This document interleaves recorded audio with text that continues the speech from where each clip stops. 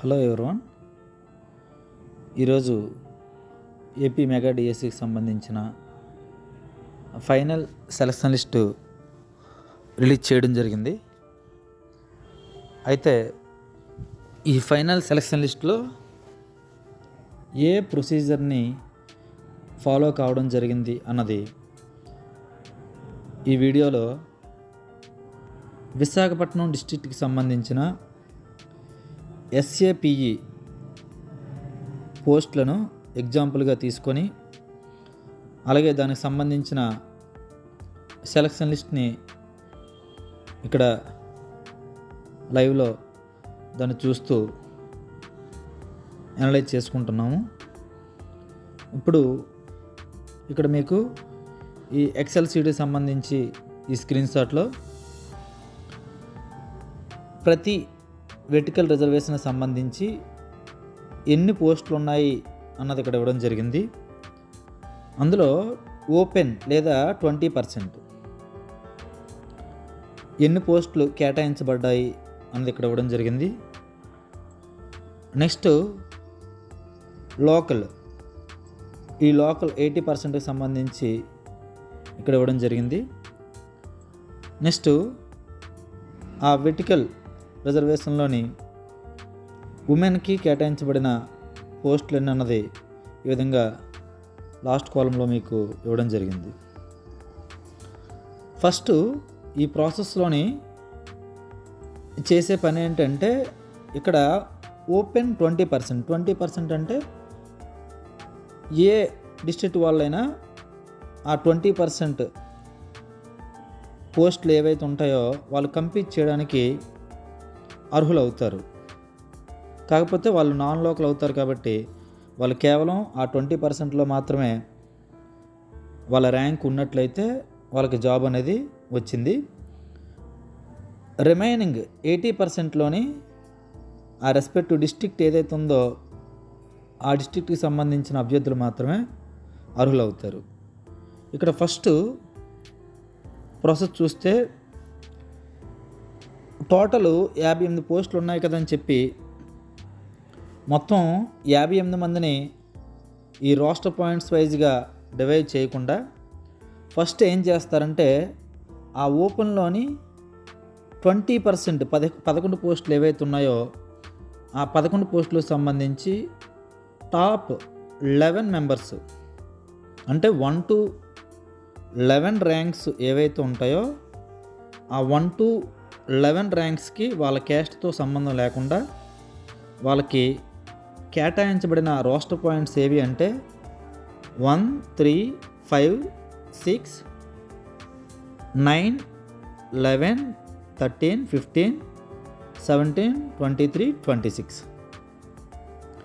ఇక్కడతో ఓసీకి సంబంధించి అంటే వాళ్ళ క్యాస్ట్తో సంబంధం లేకుండా 11 టాప్ 11 ర్యాంక్స్ ఏవైతే ఉంటాయో అందులోని చివరి రోస్టర్ పాయింట్ ఏమవుతుందంటే 26 అవుతుంది. అది ఇప్పుడు సెలక్షన్ లిస్ట్లో చూద్దాం.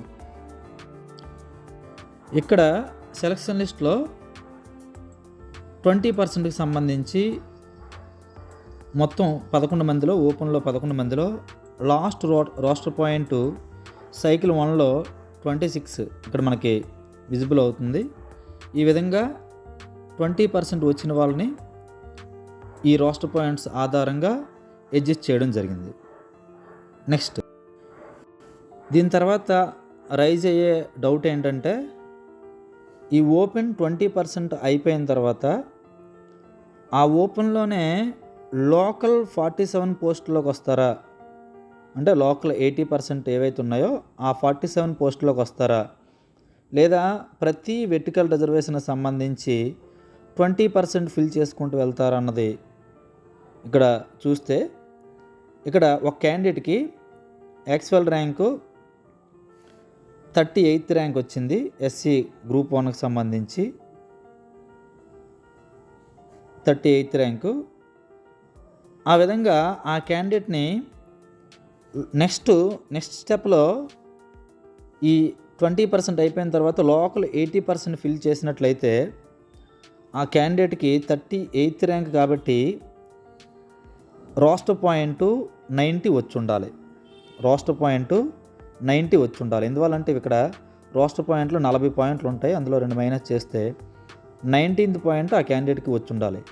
ఎప్పుడు ఈ ఓపెన్ 20% ఓసీలో అయిపోయిన వెంటనే లోకల్ 80%కి వెళ్ళినట్లయితే. కానీ అలా కాకుండా ఆ రెస్పెక్టివ్ కేటగిరీకి సంబంధించి ఇక్కడ 20% పోస్టులు ఏవైతే ఉన్నాయో వాటిని ఫిల్ చేసుకుంటూ వెళ్ళారు. అంటే ఇక్కడ అన్ని వెర్టికల్ రిజర్వేషన్లోని నెక్స్ట్ స్టెప్లో ఉన్న 20% అలా ఫిల్ చేసుకుంటూ వెళ్ళారు. ఇక్కడ మనకి ఇప్పుడు చెప్పిన ఎగ్జాంపుల్లోని 38th ర్యాంక్ వచ్చిన అబ్బాయికి ఎస్సీ గ్రూప్ 1 కాబట్టి ఎస్సీ గ్రూప్ 1లో ఇక్కడ ఆ ఒక పోస్ట్ ఏదైతే ఉందో 20%లో ఆ ఒక పోస్టు అతనికి కేటాయించడం జరిగింది. సో ఎస్సీ గ్రూప్ 1లో రోస్టర్ పాయింట్ 2 అనేది ఈ 38th ర్యాంక్ వచ్చిన క్యాండిడేట్కి రోస్టర్ పాయింట్ 2 అనేది అలాట్ చేశారు. ఇప్పుడు అది చూస్తాం. ఇక్కడ చూస్తే 38th ర్యాంక్ వచ్చిన క్యాండిడేట్కి రోస్టర్ పాయింట్ 2 అనేది అలాట్ చేయడం జరిగింది. సో ఇక్కడ ఈ 20% ఓపెన్ 20% కంప్లీట్ అయిన తర్వాత నెక్స్ట్ చేసిన ప్రాసెస్ ఏంటంటే రిమైనింగ్ వెర్టికల్ రిజర్వేషన్లోని అన్ని 20% ఫిల్ చేయడం. దీనివల్ల ఏం జరిగిందంటే యాక్చువల్గా ఓపెన్లో 80% ఫిల్ చేసి ఉంటే ఈ క్యాండిడేటు 38th ర్యాంక్ కాబట్టి మొత్తం ఉన్న పోస్టులు 58 పోస్టులు కాబట్టి ఈ క్యాండిడేట్ ఓపెన్లోకి వెళ్ళి ఉండేవాడు. కానీ ఇక్కడ జరిగింది నెక్స్ట్ వెర్టికల్ రిజర్వేషన్లోనే ప్రతిదీ 20% ఫిల్ చేయడం జరిగింది. యాక్చువల్ ప్రొసీజర్ ఇదే, అంటే ప్రతిదీ వెర్టికల్ రిజర్వేషన్లోని అన్ని 20% ఓపెన్లోనే ఫిల్ చేసుకుంటూ రావడమే. నెక్స్ట్ చూద్దాం. ఇక్కడ బీసీఏకి సంబంధించి నెక్స్ట్ ఓపెన్ 20% చూస్తే ఆ 20%లో అలాట్ అయిన పోస్టులు 2 పోస్టులు. ఈ 2 పోస్టులకి బీసీఏకి సంబంధించి అలాట్ అయిన రోస్టర్ పాయింట్స్ 4 and 20. ఇప్పుడు ఆ రోస్టర్ పాయింట్లు చూద్దాం. ఇప్పుడు బీసీఏకి సంబంధించి ఈ 20%లో అంటే ఓపెన్లో అలాట్ కాబడిన రోస్టర్ పాయింట్స్ 4 బీసీఏ సైకిల్ 1లోని అండ్ 20 బీసీఏ. ఈ విధంగా రోస్టర్ పాయింట్స్ అనేవి అలాట్ చేయబడ్డాయి. సో